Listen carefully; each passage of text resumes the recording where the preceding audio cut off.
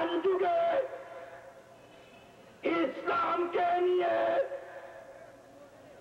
বাতিল ফেরকা, বাতিল মতবাদীরা যেভাবে খেলা শুরু করেছে, আমাদের তালামিজ কর্মীরা বেঁচে থাকতে তাদের এই খেলা খেলতে আমরা দেব না।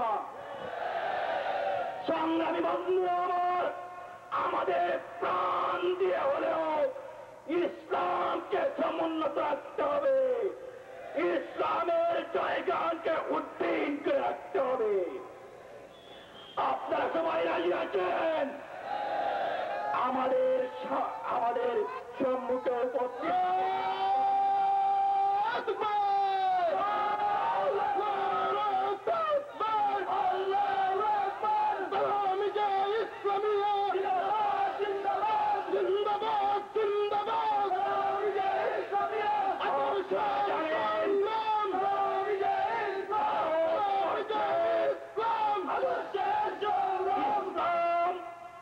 যুদ্ধ ছাড়া আসে নাই।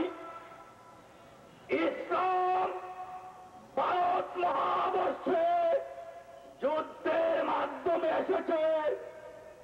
ইসলাম এসেছে কার যুদ্ধে?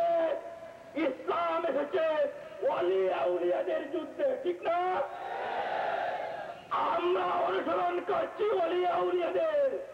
তার মধ্যে আমাদের মঞ্চে উপস্থিত তাদেরই উত্তরসূরি আমাদের হাজী হযরত আল্লামা সাহেব কিবলা ফুলতলী। সংগ্রামী ছাত্র জনতা, আরেকটি কথা আপনাদেরকে বলতে চাই। আপনারা জানেন এই দেশে বারবার ইসলামী শিক্ষা নিয়ে সরকার বিভিন্ন ভাবে ধোঁকা দিয়েছে। আপনারা জানেন কিছুদিন পূর্বে আমাদের দাবির প্রেক্ষিতে ফাজিল এবং কামিলকে ডিগ্রি এবং এম এর সমমান দেওয়ার কথা সরকার ঘোষণা করেছে, কিন্তু আজ পর্যন্ত বাস্তবায়ন করে নাই। আপনারা জানেন সরকার সেই পরিকল্পনা করছে আমাদের সেই ইসলামী শিক্ষাকে জাতীয় বিশ্ববিদ্যালয়ের অধীনে নিয়ে সংকুচিত করতে চায়। আমাদের দাবি ফাজিল এবং কামিলকে ডিগ্রি এবং এম এর সমমান দিয়ে আলাদা একটি আরবি বিশ্ববিদ্যালয় স্থাপন করে তারই অধীনে সম্পূর্ণ ইসলামী শিক্ষাকে নেওয়া হোক। আপনারা কি সেই দাবির সাথে একমত আছেন? সেই দাবি আমরা সরকারের প্রতি জানিয়ে আমি আমার সংক্ষিপ্ত বক্তব্য এখানে শেষ করছি। ওয়াখিরু দাওয়ানা আলহামদুলিল্লাহি রাব্বিল আলামিন। আসসালামু আলাইকুম ওয়া রাহমাতুল্লাহি ওয়া বারাকাতুহু। ধন্যবাদ। সম্মানিত উপস্থিতি, এ পর্যায়ে বক্তব্য নিয়ে আসছেন বিশিষ্ট শিক্ষাবিদ, ঢাকা বিশ্ববিদ্যালয়ের ইসলামিক স্টাডিজ বিভাগের সহযোগী অধ্যাপক ডক্টর মোহাম্মদ আব্দুর রশিদ। ডক্টর মোহাম্মদ আব্দুর রশিদ সাহেবকে ওনার বক্তব্য উপস্থাপনের জন্য অনুরোধ করছে। আসসালামু আলাইকুম ওয়া রাহমাতুল্লাহ।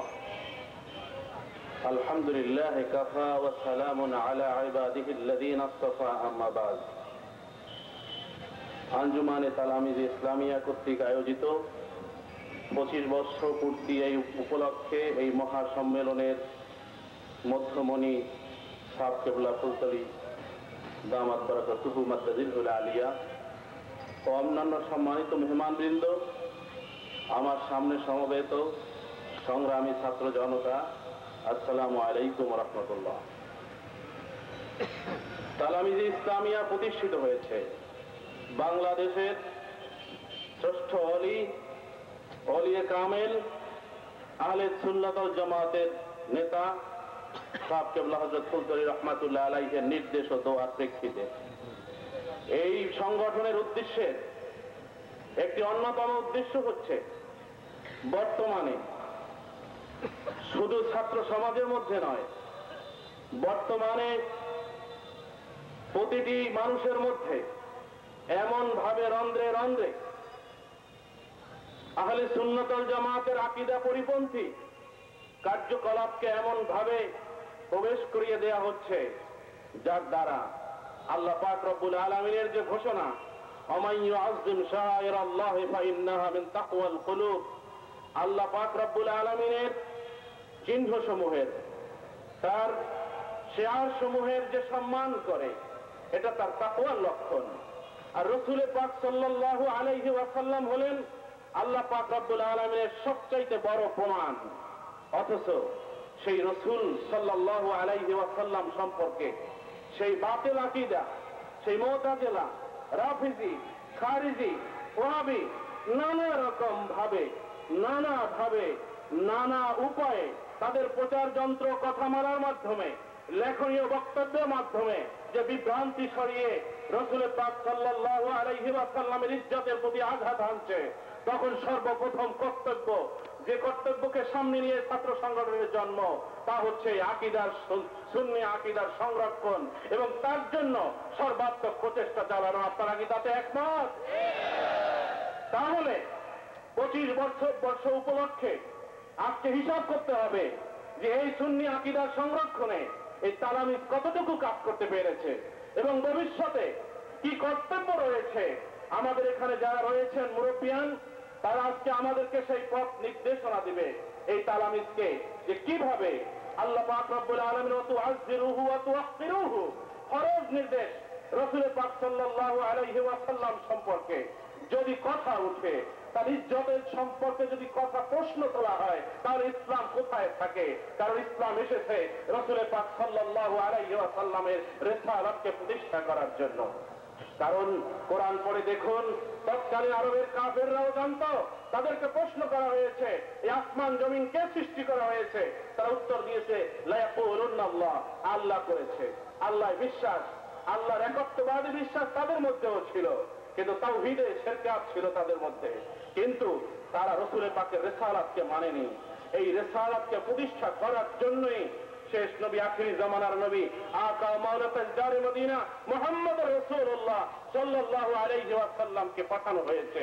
তার মুহাব্বতে ঈমান, তার ইজ্জতে ঈমান, তার সম্মানে ঈমান, মুমিন মুসলমানের প্রতিটি রক্তের বিনিময়ে তার ইজ্জত ও সম্মানকে রক্ষা করা কর্তব্য।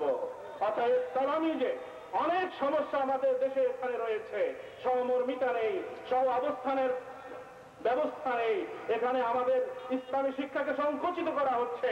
এগুলির প্রসঙ্গে সর্বপ্রথম আমি মনে করি এই বাতিল আকীদার ব্যাপারে তালামিজকে সর্বক্ষণ সতর্ক থাকতে হবে এবং অত্যন্ত সুপরিকল্পিত ভাবে এই আহলে সুন্নাত ওয়াল জামাতের আকীদাকে সংরক্ষণ করার জন্য যত প্রচেষ্টা আছে তা চালাতে হবে। এই কাজে আমাদের সকলকে শরীক হতে হবে। আপনারা কি রাজি আছেন?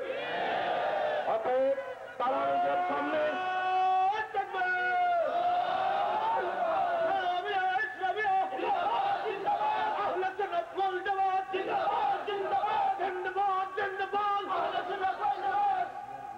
রাসূল পাক সাল্লাল্লাহু আলাইহি ওয়াসাল্লামের আদর্শকে অনুসরণ করা এই তালামিজের আদর্শ অন্যতম। রাসূল পাক সাল্লাল্লাহু আলাইহি ওয়াসাল্লাম সংগঠন করেছেন। ঐতিহাসিক লেখেন, মদিনাতে তিনি সর্বপ্রথম ইসলামী রাষ্ট্রের বুনিয়াদ প্রতিষ্ঠা করেন। শাহ ওলিউল্লাহ দেহলভী বলেন এই ইতিহাস ঠিক নয়। তিনি মক্কাতেই এবং নবুয়তের প্রারম্ভেই তিনি ইসলামী রাষ্ট্রের বুনিয়াদ প্রতিষ্ঠা করেছিলেন।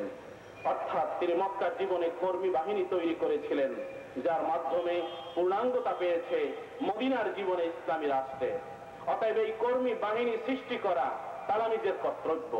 সাহাবায়ে কেরামের আদর্শে অবিচল থেকে যে কর্তব্য আমাদের উপরে চাপানো হবে, নির্ধারিত হবে, তা আমাদেরকে পালন করতে হবে। একটি সংগঠনের জন্য সবচেয়ে বড় প্রয়োজন হলো আদর্শে, এবং আদর্শকে বাস্তবায়ন করার জন্য দরকার হলো কর্মীর, আর কর্মীর এই আদর্শ বাস্তবায়নের জন্য কর্মপন্থার প্রয়োজন। এই তিনটি জিনিস সমন্বিতভাবে যদি হয়, সেই সংগঠন, সেই আদর্শ অবশ্যই কেউ কোনো দিন ধ্বংস করতে পারবে না, তার চলমান থাকবে এবং একদিন তা প্রতিষ্ঠা পাবে। কিন্তু তাছাড়া যদি আকীদা বাতিল হয়, আদর্শ যদি বিচ্যুত হয়, কর্মপন্থা এবং কর্মী বাহিনীর সুদৃঢ় অবস্থানের জন্য সে আদর্শ প্রতিষ্ঠা পেতে পারে, কিন্তু তা টেকসই হবে না। যেমন সোভিয়েত ইউনিয়ন 70 বছরের মাথায় তারা আজকে জাদুঘরে চলে গেছে, কেননা তাদের আদর্শ সঠিক ছিল নয়। কিন্তু আমরা যে আদর্শ পোষণ করি, মুহাম্মদুর রাসূলুল্লাহ